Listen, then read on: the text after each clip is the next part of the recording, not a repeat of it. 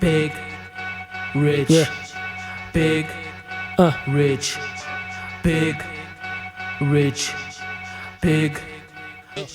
So where to begin? The bipolar goon in a padded room, consumed by the coming doom. The return of Christ at noon split the world in two. Dude pursued the cool until he ruled in 2077. His life's due. The tomb of the devil erected in my room. He resurrected and reunited with the fools, the Hutus in 94 and Ouagadougou in 2016. I see the clues. The Ku Klux Klan in the form of the neighborhood crew.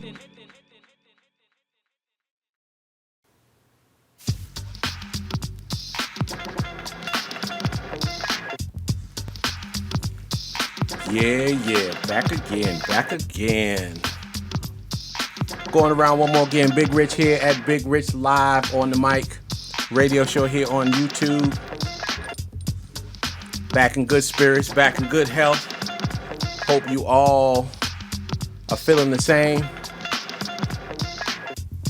Achieving your dreams, working on your goals, doing what you need to do to make your life and everybody else around you better, because that's what you're trying to do. We're going to make it do what it do here. We're back again, like I said.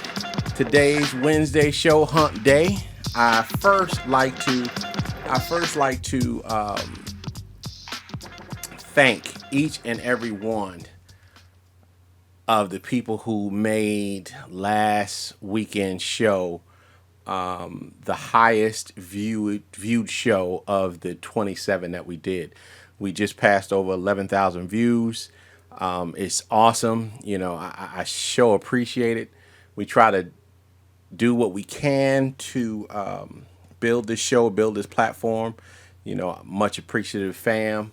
I just don't know what else to say other than thank you. And I hope that we can continue to build this show, this platform, this great opportunity we have to chop up game between the family and to compare notes and clown and be conscious and just put a positive spin on things. You know what I'm saying? I mean, we're going to talk about a lot of good things, a lot of bad things, a lot of horrible things, a lot of joyful things, that type of stuff. We're running the whole gambit when we talk about doing this show.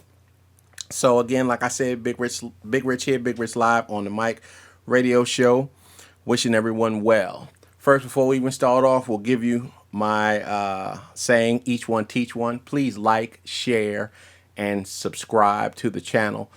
Share this show to your media platforms, your Twitters, your Instagram, your Facebook accounts. Each one teach one. Like I said before, you know, just expand us. A lot of people have done that, and that's why we went from, let's say, if I'm not mistaken, it's like 1,000, 1.2, 1,200. Let's just say that 1,200 views for last Wednesday's show, all the way up to 11,000 views on Saturday's show. So we haven't plateaued. We're hoping that we're going to soar.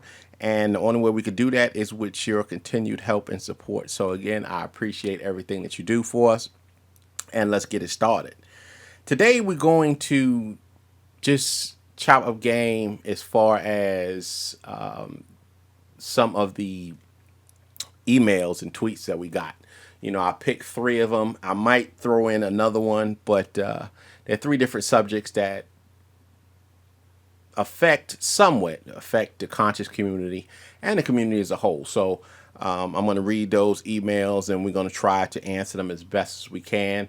If you want to throw your hand in the ring, throw your hat in the ring, and you want to give your own opinion, you know, agree with us, disagree with us, whatever, you go ahead on and put it down at the end, at the bottom of this video, at the end of the show. Go ahead and put your comments down there. Like if you like it, down if you don't like it. Either one, at least I know that you watched. Okay, and that's the only way we can get better. You know, there's a saying that a stupid question is one to not ask, and the second one is, how do you know that you're wrong if somebody don't tell you that you're wrong? You follow what I'm saying? You feel me? So everything that we take, good, bad, and different, we take seriously, and we try to address it. We try to do the best we can to address it. So we'll share our social media platforms. Remember, our websites is www.bigrichliveonthemic.com and www.darkshadowmediagroup.com. On Twitter, it's capital B, capital R, Live on the Mic. Instagram is Big Rich Live on the Mic _ between each word. And our email addresses is bigrichliveenthemic@gmail.com or darkshadowmediagroup@gmail.com.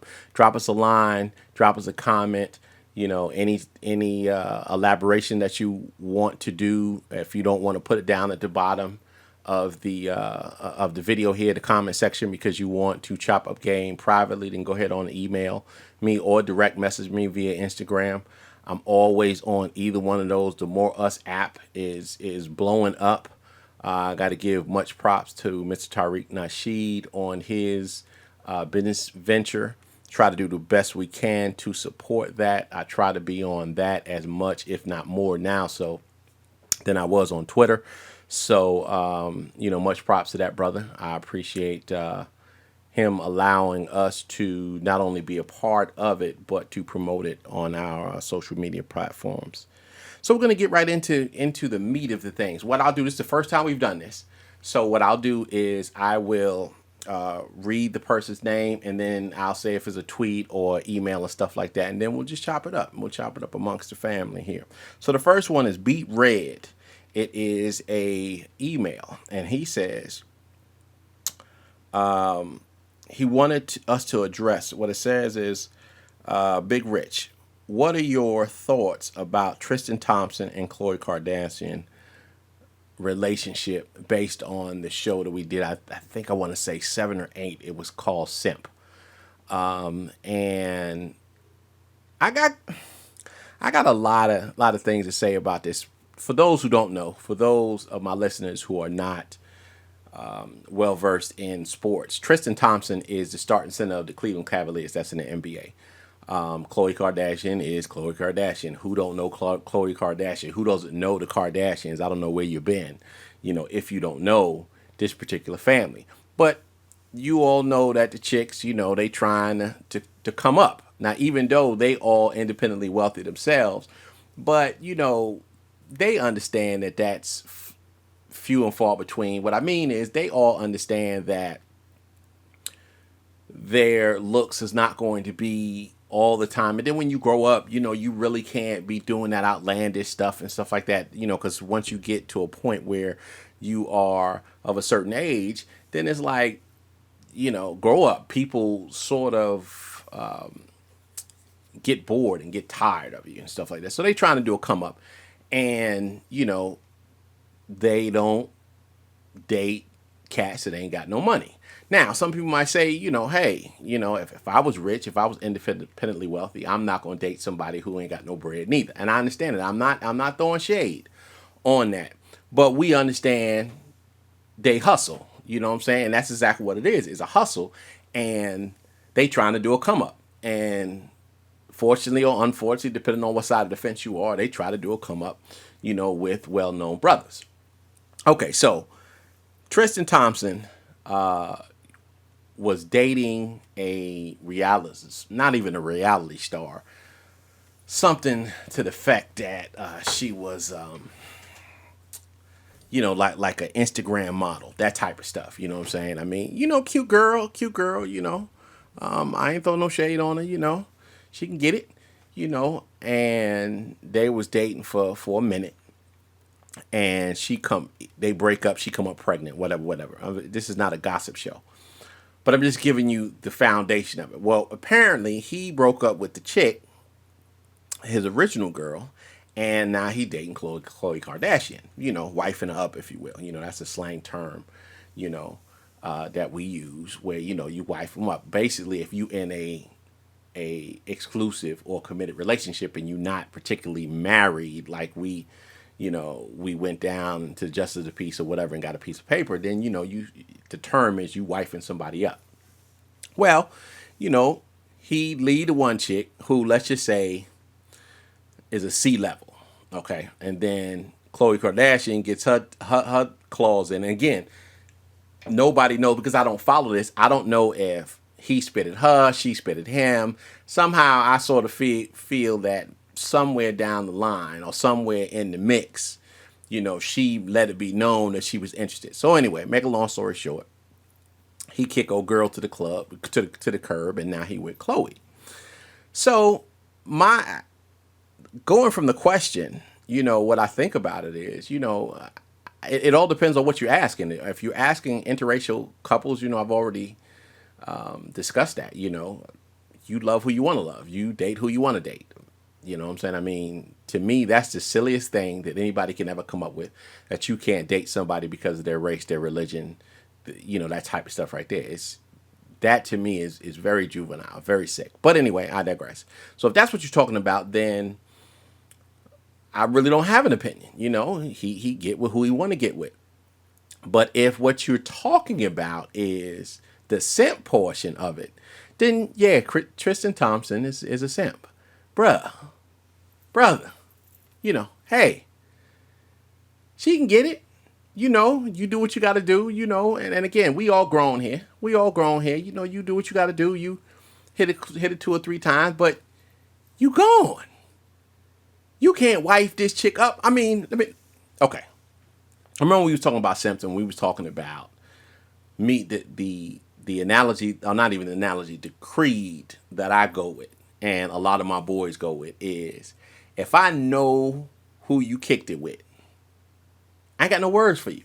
We could be friends, we can kick it, but if I know the dude that you kicked it with, and especially if dude is one of my boys, I can't kick it with you at all. So if you talking about that issue, then he crazy for being with, because I mean, those who don't know, her last man was James Harden, who is the starting point guard of Houston, and then she was married to Lamar Odom, and she was dating French Montana, and all this type of stuff. So, fellas, we stupid this way.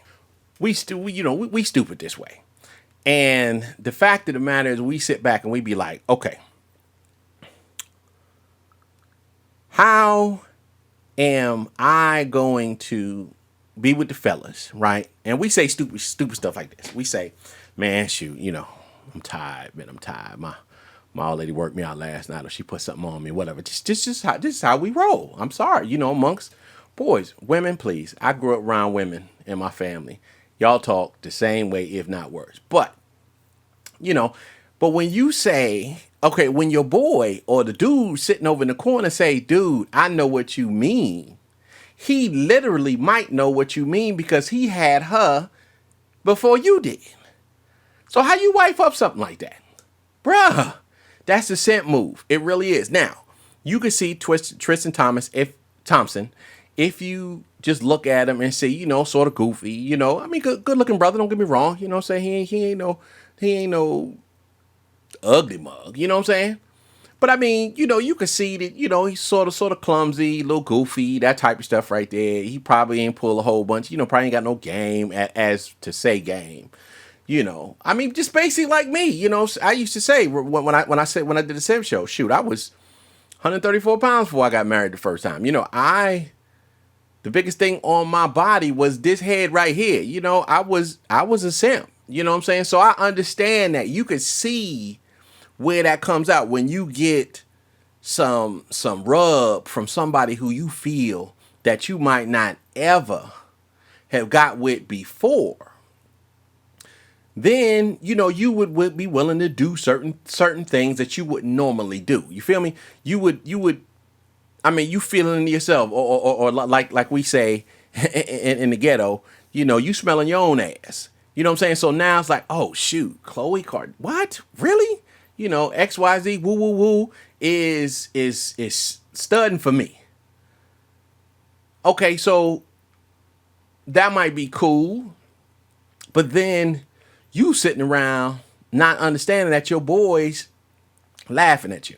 Now, some people might sit up there and say, hey, well, look, I don't care if somebody laughs at me or whatever. That's a lie. I know a lot of people sit up there and say that I don't care when people ridicule me or laugh at me or don't respect me, that's a lie. That's a lie, because everybody wants to be liked. Everybody wants to be respected. You might not want to be respected by everybody, but everybody wants to be liked and everybody wants to be respected to a certain extent. So how do you wife up somebody who you know slept with 4, 5 cats that's in your field? I mean, that's just like me when I was at the PD, right? Getting with some chick, right? Either fellow officer, for a civilian, or anything like that, right? I get with her, I wife her up, okay? Knowing, it's not that I don't know, but knowing that 4, 5 other cops in the organization then ran through her.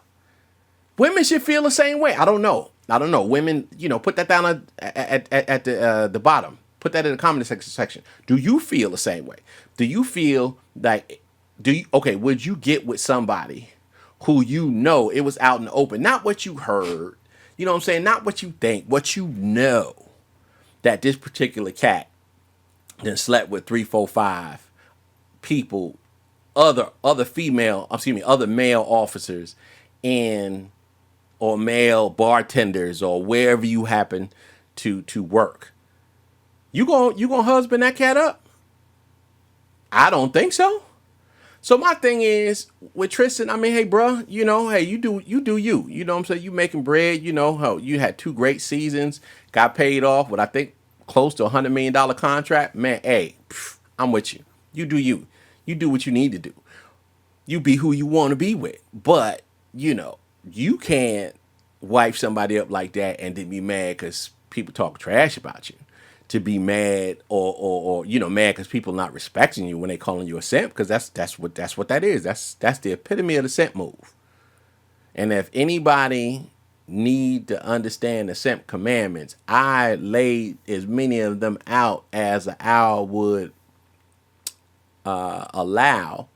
And just go to the video section on this channel and go down to the go down, and I want to say it's 6, 7, or 8, something like that, episode, and it is titled Simp, and it'll basically lay it all out to you. I bare my soul on the simping stuff that I used to do when I was in the game, until you finally realize that, hey, look, there's some ethics, there's some rules to this type of thing.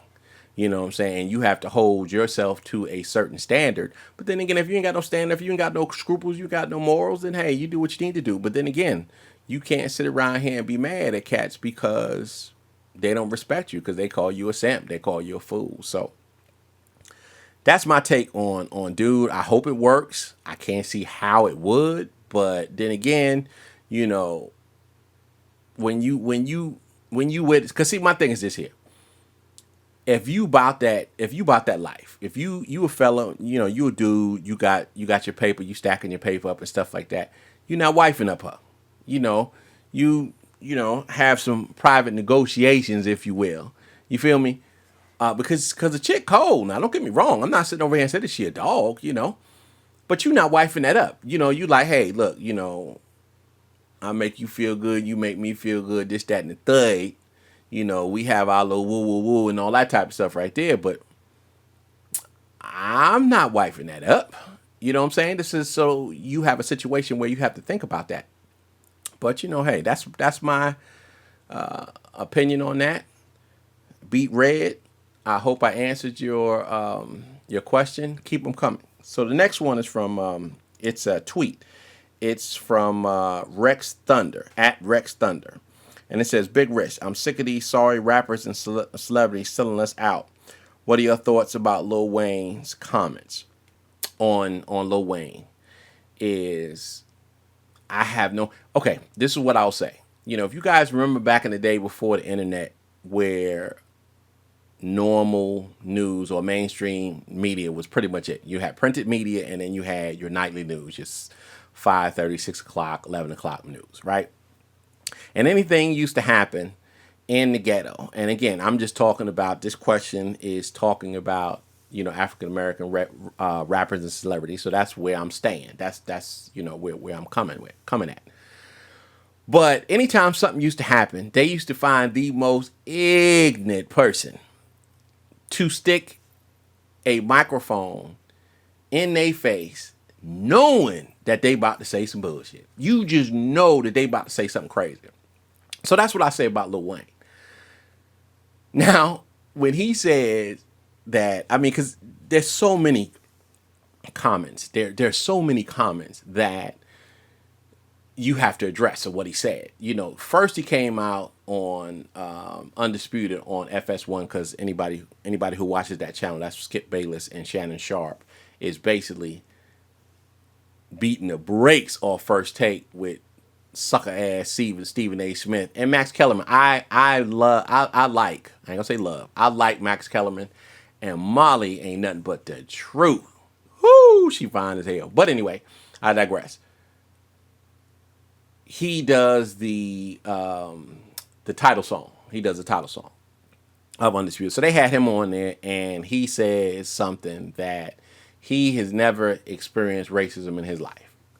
Now, I remember talking to people, talking to my wife and all that type of stuff, and she has said that she cannot, or she feels that she cannot say what somebody else went through. And I understand that. I understand that completely. I really do. But I do know from people that I've met, I mean, I know people from the highest creme de la creme that we call creme de la creme from my clients, all the way down to the dope dealers and crackheads, okay? That whole in between. I know people all in between, and I have yet to ride up against anybody. I'm talking about from a state senator to a national senator to, the President of the United States, the Attorney General, all the way down to Mook Mook, who's slinging dope, in the hood, and Ray Ray and Cecil and all them stick-up kids and all that. Not one time have I ever ran up against, or not against, ran up with, or got up with a fellow African American, man or woman, and they looked me straight in the face, right in the face, and said, I've never faced racism in my life. That's bullshit. I'm sorry. Really? Where you been? Where you been? Where have you been? Now, I will say this. This is what I'll say. I grew up, and everybody who knows me, I grew up in Bronx, New York, right? I was actually born in Harlem, stayed in Harlem, lived in Harlem maybe like 2 years, maybe three. I think around my between my second and third birthday, we all relocated to the northern end of the Bronx, almost, really close to New Rochelle. And I spent my formative years there. And I was a mama's boy, so I hung out with my mom all the time. Or my boys that we had, I had the type mom that was like, look, don't take your behind nowhere outside this neighborhood. You know what I'm saying? Most of the time we had to stay on the street, the street that we were there, Burke Avenue, then Narima, that type of stuff right there. And you knew not to let the street lights come on and you was outside unless your mama told you, hey, go next door and get this, go across the street and deliver this, or whatever it might be. So I can say through my formative years, I did not knowingly run into racism. Did I feel sort of funky when I went to New Rochelle by myself when we walked over there? I might have, but I was too young and too ignorant to formulate it. You feel me? But after I left and got into the military and then came down south, even though I was in Miami, that's south, but anybody who knows Miami, that's like a northern city in the south. Same with Atlanta. So when you are in a position where you now see it, and again, I wasn't called the N-word to my face until I became a cop, and that's usually some drunk, clown that was being arrested, and that drunk mind speaks sober thoughts type thing, that liquid courage they get. And then when we had to protect the Klan and a Klan rally, and again, they didn't call me to my face, but that's all they say in the loudspeaker. So I digress. But I understood that there were things that would happen to me that would not happen to my white friends, my white counterparts, that type of stuff there. So on one end, you could sit up there and say, okay, well, maybe he was saying that he's never been called the N-word, to his face, or he doesn't feel, is one of those subversive, if you will, that underground or under the sheets type racism. And he was never called the N-word, so he was like, okay, well, I was never called the N-word and stuff, so I can't say that. So maybe. I think that's an ignorant, juvenile way to think of it, but maybe. But then you find out that this fool is from Louisiana. Louisiana. Let me tell you something. There are 5 states that are on my no-fly zone, if you will. 2 of them I will never step foot in a day in my life unless there was something. It was something with exigent circumstances that would force me to go, and that's Alabama, Mississippi. Okay, I'm not going to either one of them states. They ain't got to ever worry about me going into them states. But on top of that, if you expand it out, I'm talking about Louisiana, Texas, and Arkansas. Maybe Tennessee, but I've been to Tennessee before. I've been to Kentucky before because my daughter used to live in Kentucky. I had to go visit her, and I had to drive through Tennessee. So I can't put those 2 in there. But them low that lower, the original Confederate states, if you will. So you raised in Louisiana, and you say that you've never faced racism before? You know what I'm saying? I mean, some of his things was, well, when I go out on stage, I see a rainbow coalition of people, white, black, Asian, Latino, all of that type of stuff. So therefore, it must be that there's no racism. But again, that's ignorant thinking. That's ignorant thinking. I have plenty white friends, plenty that I consider friends. So we broke bread together. A couple of them, when I was in the police force, I'd take a bullet for. I was like, okay, whoop-de-woo, got my back. I heard him or her coming over the radio, boom. But not for 1 second did I think that racism no longer exists because they were good. I mean, you know what I'm saying? Or we chopped it up together. So how do you say that? I just think that's one of those things where you just ignorant. And then you go into his background, drinking that syrup bug crap and always being high and drunk. Sometimes you got to give people a pass. And what I mean by giving people a pass, I don't mean check them. I don't mean don't check them. You got to check them. And I don't mean that you should not ostracize them, put them on blast, and try to get rid of them, affect their bottom line so that they cannot put that poison out into the community. I'm not saying that. What I'm saying is I would feel a little bit different if it was somebody like Colin Powell, or if it was somebody like Travis Smiley or Red Mal or something like that. Somebody, or Louis Farrakhan or something, somebody who has some type of stature. You know what I'm saying? That a lot of people listen to. I mean, a lot of people sit around and say, Lil Wayne, really? Really?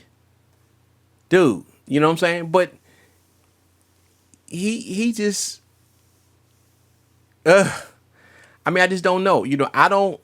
I'm not really a fan. I mean, there was a couple of songs that he had. I mean, he's very talented. You know what I'm saying? He's very talented. Some of the songs that he had, I've listened to and shook my head, that type of stuff too. So I'm not sitting around here just trying to just totally throw him to the wolves and say that he doesn't have any talent at all. But Lil Wayne is not somebody that I'm going to for the pulse of the United States or the pulse of the black community. I'm just not. You know what I'm saying? I'm just not. But he need to be dealt with. Excuse me. So sorry. He needs to be dealt with. He does. He needs to be dealt with, need to be put on blast, and they need to understand it. You just can't come on, because let me tell you something. When you say stuff like that and it's not true, you do damage to your community and you have no idea, or you should have idea, but you act like you have no idea. Because then what that does is that allows the people who control the purse strings, to people with the power in the dominant society, to be like, well, look, a whole bunch of people that look like him follow him, and he said ain't racism or anything that type of stuff right there. It's all in your mind. You feel me? So then they'd be like, okay, well, fine, we don't have to do nothing. See, all of y'all, see, think about it. You got all of these people out here saying, hey, this racism is alive and well, out in the open. You know what I'm saying? I mean, it's just here, up in your face. But then you got one person that sit up there and say, it's dead, is long gone, and you be like, okay, well, 100,000, let's just throw out number 100,000 say it is. One person says it ain't. That's all I need. I need just one person say it ain't, and we can keep it moving. So that's my thoughts on Lil Wayne and his statements. I wish he didn't say it. I heard that he issued an apology like the next day, saying that he was mad at the particular he was mad at the female, the interviewer, the reporter, because she was asking the question, you have a daughter, how would you feel if guys call her the B word? You feel me? And because that was like every other word coming out of his mouth and stuff, calling women the B word and using the N word and all that type of stuff. Right then he got pissed off. Now my thing is, what you get mad for, bruh? It's a legitimate question. It's a legitimate question. I'm real. I'm 100 here. I used to use that word all the time. A, B this, A, B this ain't that, this, that, and the third, and all that. Now I got a daughter. And I have to understand that it is the ultimate hypocrisy for me to jump on somebody and in their life for calling my daughter the B word, but yet and still that's every other word coming out my mouth. You feel me? So you got to grow up. And it's not like Lil Wayne is 18, 19. I mean, I don't know how old he is, but I think he's in his 30s. Come on now, bruh. You know what I'm saying? Come on.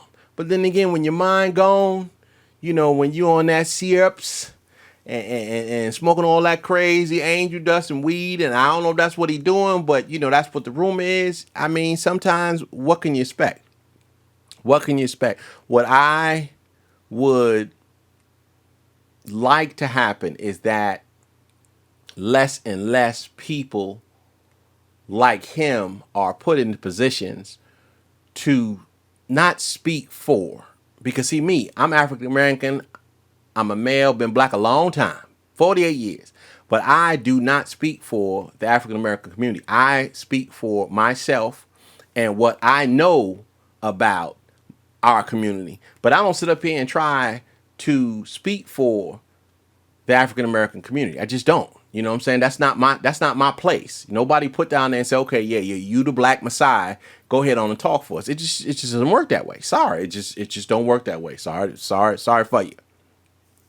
So I just feel that hopefully, I know T.I. came out and put him on blast on Facebook, and some people were, just ignorant, people jumping on him saying you should have did that and, did that in private. And yeah, to a certain extent, I understand that. My thing is, we should not argue in front of company. And anybody who knows our slang knows what that means. You should not argue in front of company. We should not be dogging each other out in front of company. However, sometimes when you've done it in private, then you might have to put somebody on blast in public and get it out in the open. You just might have to do that. Who knows? I mean, who really knows? The last question. Rex Thunder, I hope I answered your question. Keep coming in there. I know, matter of fact, Rex had 2 or 3 other questions, but I'm gonna get those in there. So now that's what we're probably gonna start doing. Like maybe one show we just do nothing but emails, tweets, and that type of stuff, and then the other show we do current events and stuff like that.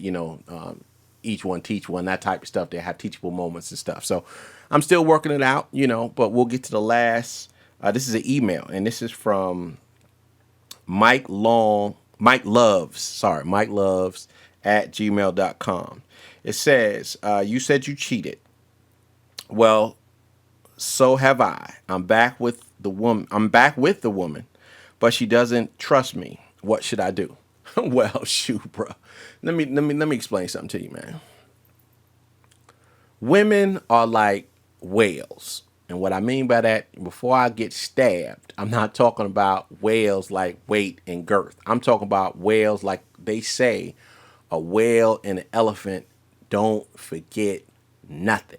Meaning that if you do something bad to them, they will always remember that. And if they see your punk behind 8, 9, 10, 12 years later, they going to remember the dirt that you did. So women will always remember the dirt that you did. And they will forgive you. But they ain't gonna never forget. And they will never trust you 100%. It's just human nature. They'll never trust you 100%. It's just human nature. Like I said before. It's just human nature. The fact of the matter is just something that you just got to deal with. What you got to do is you got to be real. You got to be honest. You know what I'm saying? And understand that there's going to be some times where you're going to get questioned. There's going to be some time where she's going to dig in your stuff. You know, if you got something going on, you need to stop or hide it or whatever. I know I'm going to get killed for saying that. But I'm just being 100. I'm just being 100. You know what I'm saying? I mean, you know, we men just stupid. You know, we just stupid in that aspect. I take 100% ownership of me destroying my marriage. You know, I said that to her. I said that to a room full of people. Said it to her family. I'm saying it now. I've said it before in one of my shows. But the fact of the matter is, you have to understand where you went wrong and make sure you don't put yourself in a position to screw up. You follow what I'm saying? You feel me? You know, I understand where her anxieties will be. So I can't put myself in that position, not only for her well-being, but for my well-being.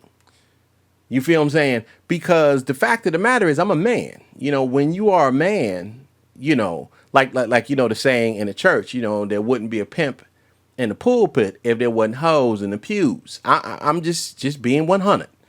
You follow what I'm saying? A man can't get what a woman won't give him. Now, that is not at all to blame women for anything that I've done. You know what I'm saying? I can't speak for other guys. You know, I don't know what's going on behind closed doors in other people's lives and other people's bedrooms and stuff like that. I'm just talking about me. But I do understand that because of my personality and the fact that I am a very shy person, I very rarely, I'm talking about, I probably can put it on one hand and cut off four of them. That I actually sent feelers out to a woman that I didn't already know or feel that she was interested, whether I was married or not. So I understand that I can't put myself in those positions again because I'm looking I'm not looking to be in a situation where I got to watch my back all the time and be questioned. Because, see, my thing is this, men are still men, and no man wants to be questioned over and over and over, especially about the same thing, especially when you know you ain't did nothing wrong. Now, if you out there bullshitting, then, hey, you going to have to get what you get. But if you know you're not doing something wrong, or when you know you in the up and up and you trying to be the type of man that you need to be, then yeah, it's kind of hard to it's kind of hard to deal with that type of stuff, to deal with being questioned and stuff like that. But what I say to you, Mike, is that you have to deal with it and talk and try to be as open as possible. And finally, I'll add, don't lose your temper. Don't lose your temper. Don't lose your hope, because it's coming. It's coming. You gonna come in one day and she looking in your phone. You gonna call her one day and like, I don't know. It's always, what I've learned is, any woman that I deal with, because I try my best to keep them happy. So let's just say 95% of the time, they giggling, they laughing, they happy to hear from me, all of this type of stuff, right? But when I done screwed up and did something wrong, got caught in a lie, got caught cheating, whatever it might be, it's a different, it's a different, yeah, hello. Yeah. How you doing, baby? I'm all right. And you be like, well, what the hell going on? Now you sitting around here thinking about all the bullshit that you done did. And you don't want to sit up there and throw out some stuff, because if you throw out the wrong stuff, now she mad at the stuff that she found or she thinks she found, and then you just went on and gave her the steak. You done gave her the whole meal. Right up. Now you destroyed on two fronts. Now you defending your property. You defending your castle from two fronts. So, also, I'll say that, you have to have a mature woman.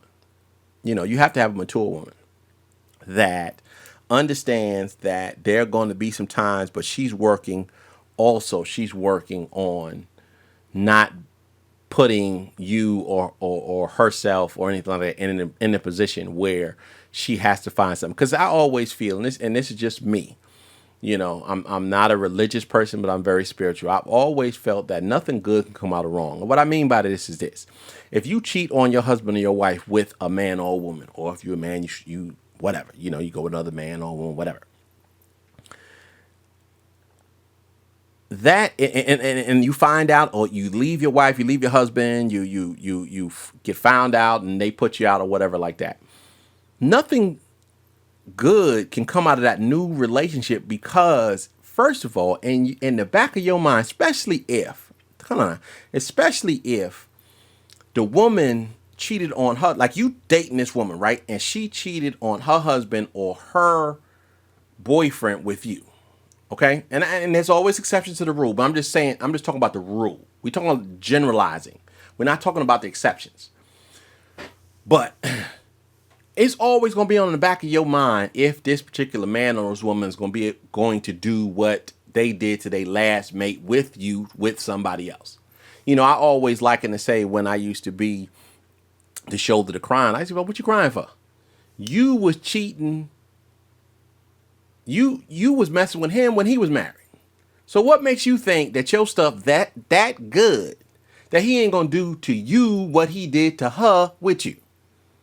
You follow what I'm saying? So you have to have a mature woman who is like, look, I understand that I'm going to have to work on trust in this issue, but if I'm not going to trust him, or I'm not going to trust her, then I don't need to get back into this type of relationship. Because who the hell wants to be miserable? Nobody wants to get into a relationship and be miserable. Nobody. I mean, I don't know of anybody who wants to get into a relationship and be miserable because you don't trust the other person and that type of stuff. So, Mike, I wish you all the luck there, brother. All I can say is be open, be honest, be hopeful, tell the truth. If you bought that bullshit, then either you don't need to be with her, or you need to be doubly careful. You know what I'm saying? Because, see, I've always known, I mess around and I cheat and get busted, I'm going to get something cut off. I might get stabbed in my sleep, some hot water or some hot grits thrown on me. You feel me? So I understand, where I would be should I go down that road again. So you have to really understand where they're coming from, and you really got to talk a lot, and understand and set your boundaries. And look, I understand that you have issues and trust because of what I did in the past, but the past is the past, and I'm grown, you grown, I have privacy, you have privacy. I'm not going through your phone. I don't need you to go through my phone. If you got an issue, bring it to me. We'll discuss it, because I'm in it to win it. That's what you basically got to tell her. You got to make her realize that and make her see that, or it's not going to work. Because it takes a lot for a woman to retrust her man and get back into the situation after she done told your punk ass to leave. So, Mike, I hope I answered your question. Y'all keep it coming in. I actually enjoyed this. I actually enjoyed the emails and answering the emails and stuff like that. We went a little bit over. I think we had like almost 42, 43 minutes and stuff like that. So, I won't do the fourth question. We'll handle that on next Wednesday's show. But we'll end on our word of the day, and also on a positive note. And remember, we had talked about it on Saturday's show. We was talking about cooperative economics, and we was talking about that theory. That's something that you will hear me saying every chance that I get, because cooperative economics is a theory that we all should practice. Cooperative economics. It can be within your house. It could be within your block. It could be within your church. It could be within your carpool, your office. People have been, and if you think about it, people have been doing a form of cooperative economics for decades. Think about it. When I was in New York, what they used to do all the time is everybody used to pool a couple of dollars in every week to play the lotto. And then if and when they won, they would split it all, the take evenly amongst the people who paid. And that is cooperative economics. That is the bottom line of cooperative economics. So you need to continue to do that and expand on it. And again, find some people who you trust, in your family, in your church, in your glee club, whatever it might be. Find some people you trust, pool some money together each month, come up with a business and invest in that business. I mean, if you balling, put $1,000, $2,000, $3,000 a piece in it. If you scraping, put $50, $25, whatever. It don't take long. And it don't take long. It don't take money to come up with some type of business, especially with all this e-commerce coming around. So that's the word of the day, cooperative economics. I will continue to blast that and promote that, because I want us all to be our own bosses and own part of our own businesses and not have to work on the corporate plantation for the rest of your life. On that note, I will see you Saturday. Stay blessed, stay informed, stay safe. Peace, and we out.